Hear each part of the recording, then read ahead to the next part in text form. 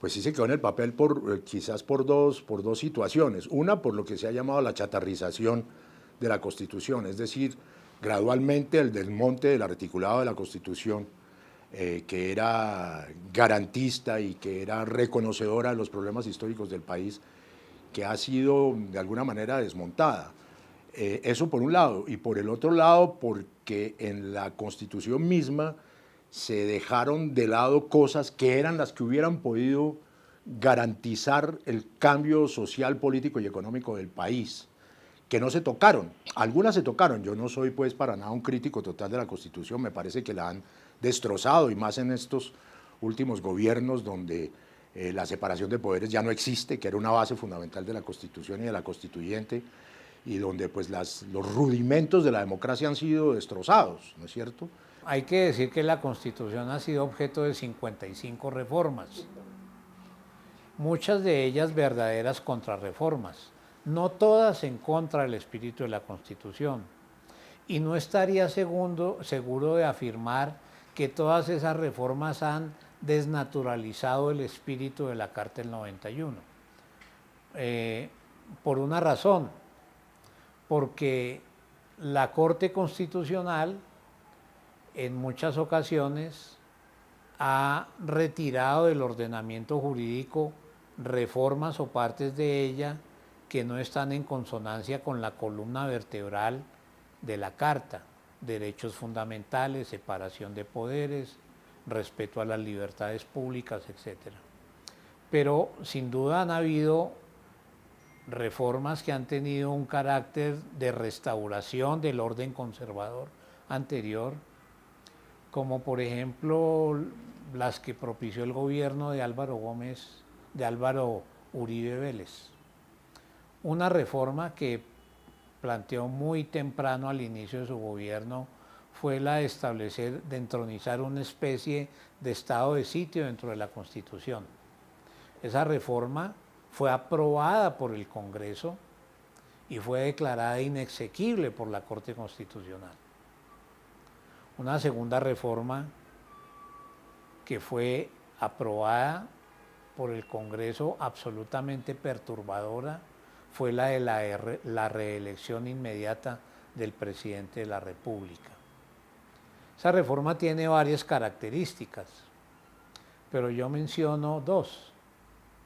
La primera es que la Corte Suprema de Justicia encontró en unas investigaciones que adelantó contra quienes en nombre del gobierno la promovieron en el Congreso, que había sido objeto de aprobación mediante dádivas fraudulentas que ofreció el gobierno, la famosa yidis política, y condenó a varios de los funcionarios del gobierno que la impulsaron, como el ministro del Interior o el secretario general de la Presidencia, y ordenó compulsar copias de esas decisiones a la Corte Constitucional para que examinara el tema.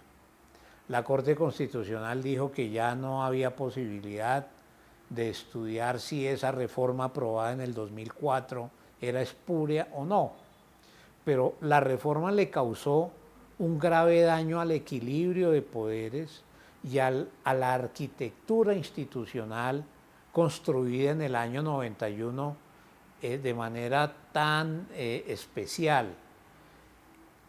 Permitir la prolongación inmediata del mandato presidencial era desvertebrar el sistema de equilibrio de poderes que había creado la Constitución del 91. Algunas pues han hecho daño, ¿no?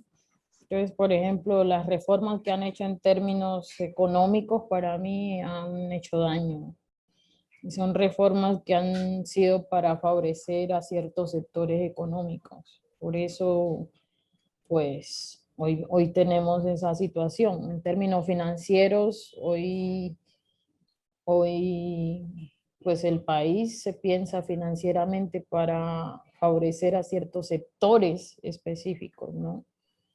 Hemos visto todas esas reformas en términos del el sistema minero energético que han sido para mí nefastas, Por supuesto, nosotros hemos estado ahí luchando como para que no avance el tema de las reformas, por ejemplo, el Código de Minas, que fue parte de esas reformas que han venido planteando. Ahí hemos estado como buscando cómo esquivar eso, pero no ha sido fácil. Hay otras que me parece que están en la dirección de la Constitución, como por ejemplo la incorporación de las competencias de la Corte Penal Internacional cuando se trata de investigar delitos universales de lesa humanidad o crímenes de guerra, que no estaban contemplados en la Constitución del 91 porque la Corte Penal Internacional se creó en 1998.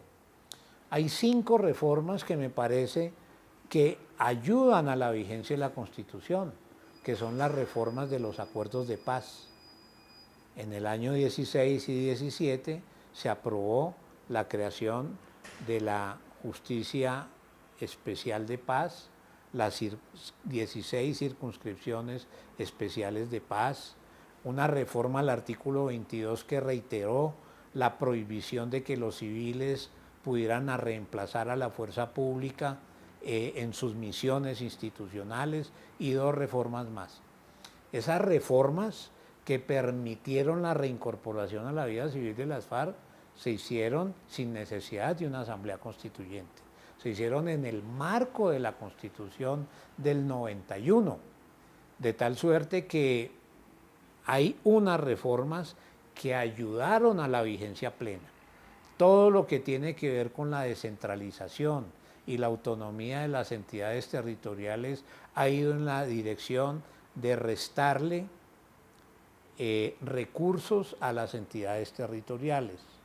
Se han hecho reformas a algunos aspectos de la Carta de Derechos que a mí personalmente no me convencen, como por ejemplo la reforma a la seguridad social que se hizo en el gobierno de Álvaro Uribe para abrir la posibilidad de sistemas de protección social con reconocimientos inferiores al salario mínimo legal.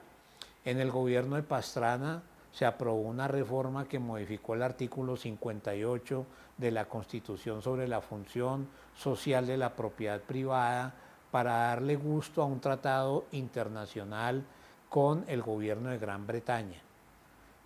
Cambiarle el nombre a Bogotá por el de Santa Fe de Bogotá ni le quita ni le pone a la Constitución del 91.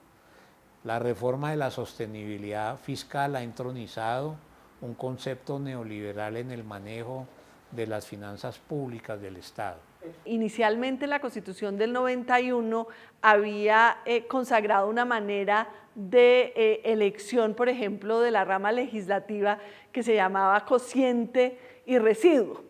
Y la idea del cociente y residuo y de bajar los requisitos para constituirse en partido y movimiento político era que pudiéramos tener pues una pluralidad de ideas y una pluralidad de voces y que dejáramos atrás un poco el legado del Frente Nacional de liberales y conservadores. Lo que pasa es que se le fue la mano en el 91 y eran tan bajos los requisitos para constituirse en partido y movimiento, y de hecho la fórmula electoral pues que terminamos teniendo cerca de 80 partidos políticos.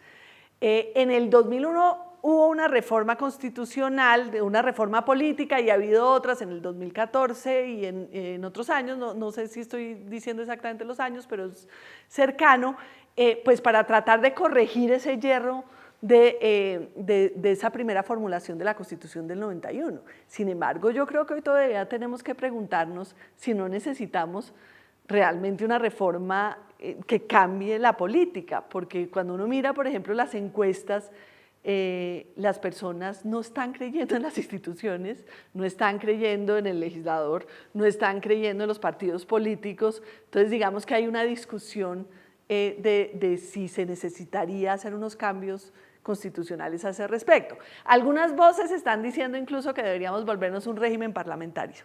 Si eso fuera así, pues nos toca darnos una nueva constitución. Eso no se puede hacer a través de reforma constitucional. Eso tiene que ser un proyecto ya de asamblea constituyente. Pero sí es una discusión un poco sobre la democracia y cómo vamos a discutirla.